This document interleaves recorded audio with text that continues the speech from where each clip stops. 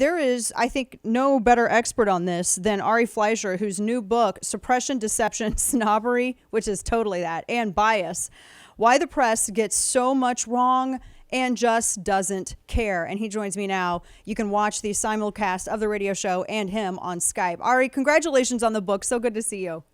Thank you, Dana. Great to be with you. Of course. You wrangled the press for a number of years. You wrangled them working with the Bush administration. I watched numerous press conferences where you walked up to the podium and you had the very unenviable task of dealing with all the questions from people who liked you up until the time that you started doing the job that you did. And then it was just all arrows.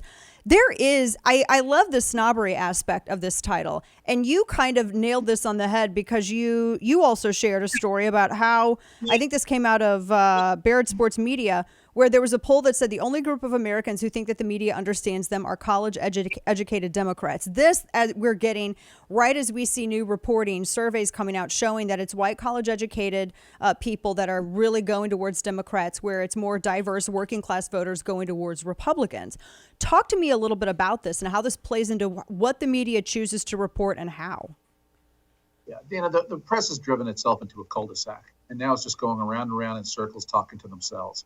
What's happened to the media is this poll shows the only group of Americans who say that the press understands them are college-educated Democrats. If you're a Democrat with a high school degree, the press doesn't understand you. If you're an independent voter with a high school or college degree, the press doesn't understand you. And for all Republicans, the press doesn't understand you.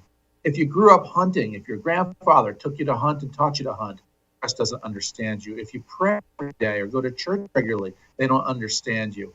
It's a cultural issue, and that's what my book gets at. We are so beyond the old liberal bias of the press. It's now become a cultural way of thinking. They are a small slice of America who now only know how to tell stories and talk to another small slice of America. Yeah, and the reporting is become. I mean, it's just two different worlds. Talking with Ari Fleischer, if you look like, for instance, at what Memorandum categorizes as the top stories, it's all J6 and everything else. If you look at actually what's trending against the algorithms, even more organically on social media, it's about inflation and jobs and energy and gas, all of the stuff that continually rank in the top 10 of voter concerns. So no wonder there's stories out talking about how nobody's watching the news anymore. Newspaper distributions are down. They're not even getting views online. So what is to become of the press? Because they're killing their own industry.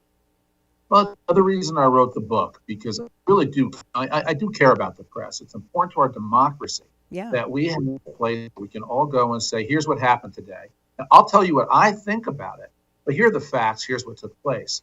We need to get back to that. And the way to get back to that is journalism schools and newsrooms need to really recruit people who think differently. They have to stop being this one group think, tweet think alike, look alike, act alike group of people. And that means conservatives need to get into journalism. It means newsrooms have to be wide open and welcoming to conservatives. But remember when Ben Shapiro wrote a guest column for Politico? There was a meltdown at Politico. The reporters there thought that Ben Shapiro committed violence because his name appeared on a Politico column. This is the problem with the new generation of younger social activists, social warriors going into newsrooms, thinking that the press, media, needs to be subjective instead of objective. They're not the enemy of the people, Dana, but they are their own worst enemy. Yeah, they are. And I love that you mentioned, too, that conservatives need to get into journalism. And I really feel like a lot of them just don't. They kind of disregard it. And they don't see, because I agree with you. I think the press is a sacred part of our republic, which is why I get so upset over it. And we saw this, I mean, just with the lockdown and the pandemic, how important it is for Americans to be able to believe what's being reported, because they didn't. And I think that just contributed to the divisiveness overall. But the press is a big part of why we're polarized. I've come to the conclusion that the mainstream media is a big problem in America, because they get so much wrong and they put it on the air, and then they suppress so much that helps the Democrats and hurts the Republicans. You know, my favorite story in the book, and it's about deception, was the Saturday after the election when Joe Biden was declared the winner. Church bells went off in Paris. Fireworks went off in London. NBC, ABC, and CNN reported to their viewers that it was an international celebration of Donald Trump's defeat. Dana, It was the weekly call to Mass in Paris. The church bells ring every Saturday evening. In London, it was a 500-year-old British holiday called Guy Fawkes Day, Bonfire Night. It had nothing to do with America. Yet these clowns in newsrooms who are surrounded by other people who think the same way they do, how could anybody be for Donald Trump? Told the American people this was an international celebration of Trump's defeat. Wow. They're so biased and so similar-minded that they cannot get the news straight. And that's for the deception that I blow the whistle on. Yeah, and in Ari Fleischer's book, and you see him on Fox News as a contributor, and of course he works in strategy and communications.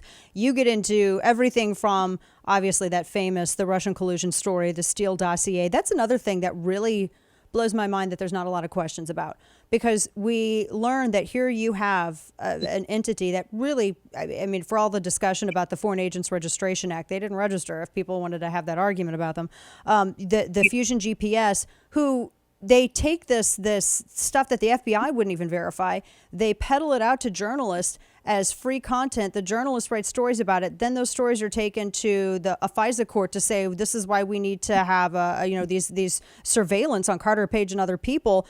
It really galls me to see that with the press that I really want to be able to trust that nobody said stop. This is actually a story that you're doing this, and we're going to blow the whistle on it. Nobody wrote that story. That would have been a huge story.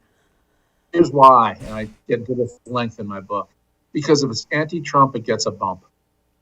That's how it works. In local news, I used to say, if it bleeds, it leads. Mm-hmm. In the Trump years, if you had anything on Trump and you were an anonymous source and you called it dirt, CNN would put it on the air. And this is why CNN led the league in the number of stories they actually had to retract. But the whole collusion narrative, the whole Steele dossier, this is actually what inspired me to write. I was watching it all unfold, and I've called the balls and strikes on President Trump. I agree with him on policy. I disagree with him on his behavior and some of his tweets, and I say it on the air live. But when I watched how brutally unfair and biased the press coverage was toward him, I just thought, I'm going to write a book about this because it's not right. It's not good for the country. It's not good for honesty. It's not good for people to be able to say, can I trust the media? They were wrong on collusion. They were wrong on the Steele dossier. They were wrong on Trump removing blue mailboxes from street corners so he could steal the 2020 election. You remember that feeding French was nonsense. So many times they just aired it if it could make Trump look bad. And Dana, it won't stop with Trump. They're going to do it to Ron DeSantis or Kristi Noem or Ted Cruz or Tom Cotton. You name it, whoever our nominee is in 2024, even if it's Donald Trump, of course they'll continue it. Yeah. And that's why we have to hold media to account. And that's why I wrote the book. Yeah. You were talking to Ari Fleischer. You mentioned CNN as well. And I know we both did some stuff with CNN. Is replacing Zucker with somebody, I guess, who's been described in the press as being more moderate, wanting to attract more moderate views to CNN. I mean, it's a move in the right direction. I think it still needs to be proven. But it seems like they're going to have to establish a long record of fair representation of views, actual diverse thought on airwaves before the audience comes back and everything else follows. You're 100% right. And as you point out, 10 years ago, you and I were both CNN contributors in the 2012 election cycle. And it was a very different CNN back then. Yeah. It was liberal. We knew the questions were liberal, but at least they tried. They said their job was to be objective. They threw that out the window under Jeff Zucker, the previous CNN president. And then with the Trump presidency, they lost their minds and let their opinions rip on the air. I'm fascinated by this now to see if CNN can tap back toward being objective and neutral. I hope the executives there push the network in that direction, be good for the country. But boy, those anchors and those daytime reporters, they're going to have to give up what they enjoyed so much, which was being part of the resistance. John Harwood, Jim Acosta, these are daytime reporters at CNN, White House correspondents who are in the tank, totally biased. John Harwood wrote a love note to Joe Biden on Biden's way into office. He was brutal to Republicans. He sounded like a spokesman for the Democrat National Committee, not as a neutral reporter. And I show this in the book. So I hope they can return to neutrality. They have a long walk to get there. Yeah, I'm talking with Ari Fleischer. Last question for you, Ari. You've noted this as well. I see the press trying to shape a new narrative. I see them trying to bait a fight between Trump and DeSantis. And Trump, everyone's trying to figure out if he's going to run in 2024. You made an interesting point that if he decides to do so, he should announce it on January 6th of 2023 because that day is going to be all about him anyway, and then that would kind of rob their thunder. I thought that was a very interesting thing. I mean, if he does it, that's when he should do it. I agree. Well, I don't know he will run. I mean, he's making all the noises saying he will. I hope he does not declare before the November election. You know, when everything is going the way it is, you just don't want a curveball thrown in at the last minute like that and make the election about President Trump as opposed to about Joe Biden. So that pushes it beyond the election. And what would be the right day? I'm just saying, if I were a Donald Trump, if I were him, I would make it January 6th because he can seize the day and reframe the day. And everybody knows they're going to come after him on that day anyway. So I think it'd be very Trumpian for him to. It would be, for sure. Ari Fleischer, the book is Suppression, Deception, Snobbery, and Bias. Fantastic book out now. Ari, thank you so much for what you do and for writing this book as well. It's good to see you. Thanks, my friend. Thank you, Jen. Thank you for having me. Of course. Take care.